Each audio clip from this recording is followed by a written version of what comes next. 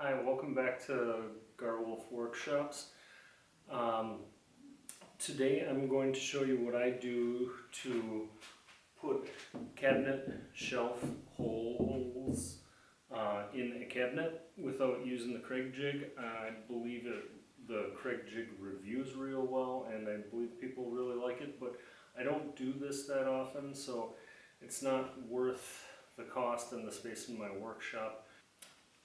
So what you're going to need is a piece of scrap pegboard, a scrap board, a couple of golf tees, and I'm sure you can already see where it's going, but I'll have you come along with me for the ride.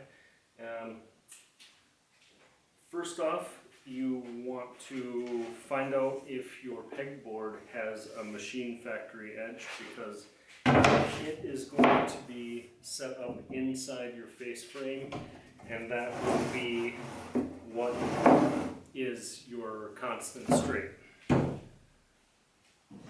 Then cut your scrap piece of wood true and perpendicular on your chop saw, table saw, whatever.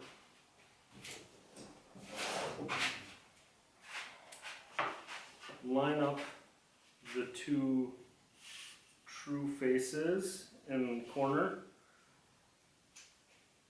and clamp them.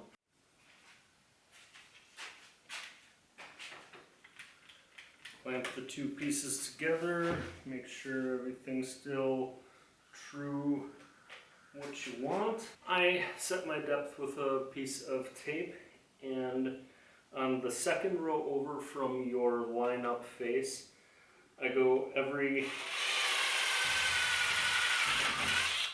other peg hole.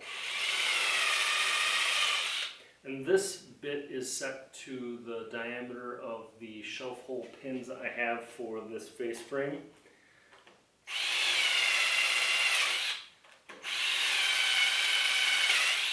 Now, if you have a drill press and can do this cleaner, please do. Make sure to be safe.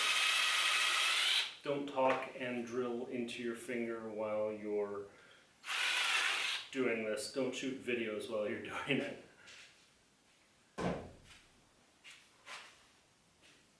Once you're done with that, put your piece of pegboard back in your scrap bin. And here you are with a row of holes that are evenly spaced, offset from the edge. Now I'm switching back to the one I had been using. This is a nice piece of hardwood instead of hardboard. I have my top marked and my front marked. Now just hold this inside the face frame all the way up to the top.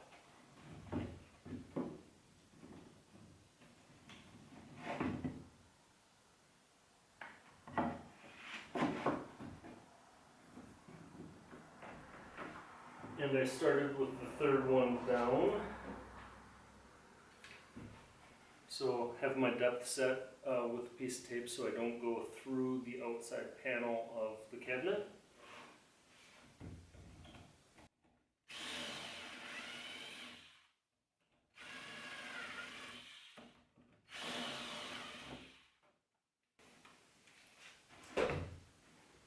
Drill your holes to your set depth.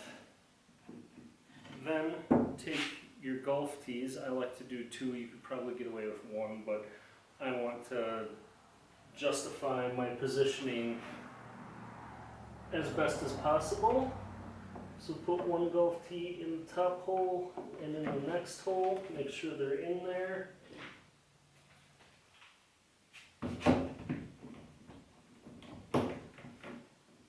Clamp the jig into place.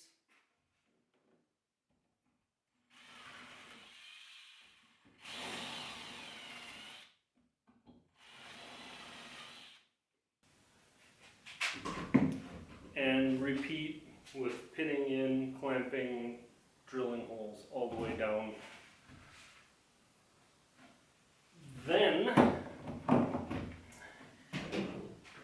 after you've done the fronts, turn it around and have the front, the justified edge along the back up to the top, same top as before, and work your way down so it's the same distance down from the top and it's same distance in from the straight edge, and all 4 holes should line up perfectly. Then you just plop your shelves in.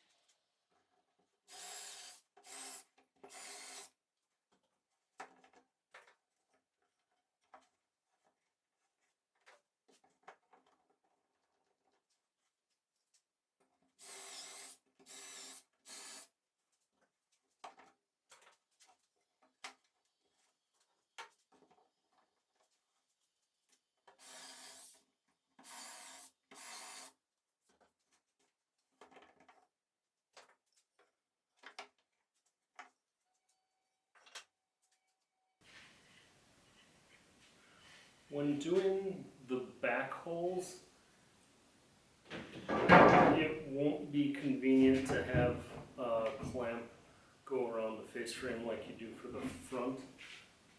So for the back holes, I just grab a piece of scrap wood from around the shop and I wedge it side to side against the jig. Let me show you here.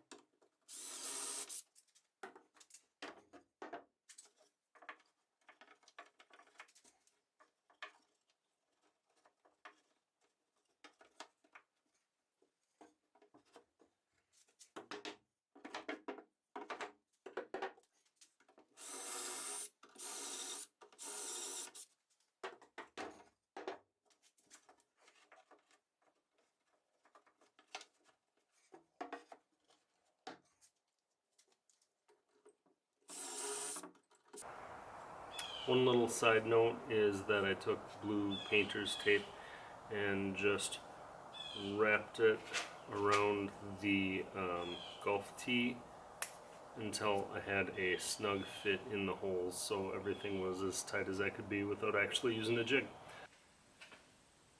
One little quick fix for when you're clamping the jig on the back side of the cabinet. I had a very sharp edged piece of oak here that I was using, and you can actually see where the oak dug into the opposing side that I was using for a clamp. So make sure you just sand off your corners real nice and smooth, and that will fix it. It worked for the remainder of these holes, and I imagine it will be fine for the next 2 cabinets that I'm doing.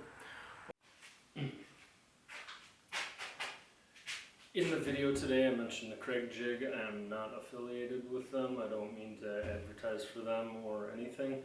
As well as Sherwin-Williams, I'm not affiliated with them. It's just another free shirt. I tend to find free shirts to get paint on, get burnt, and tear. Thanks for watching. Please subscribe, set alerts, do what you gotta do.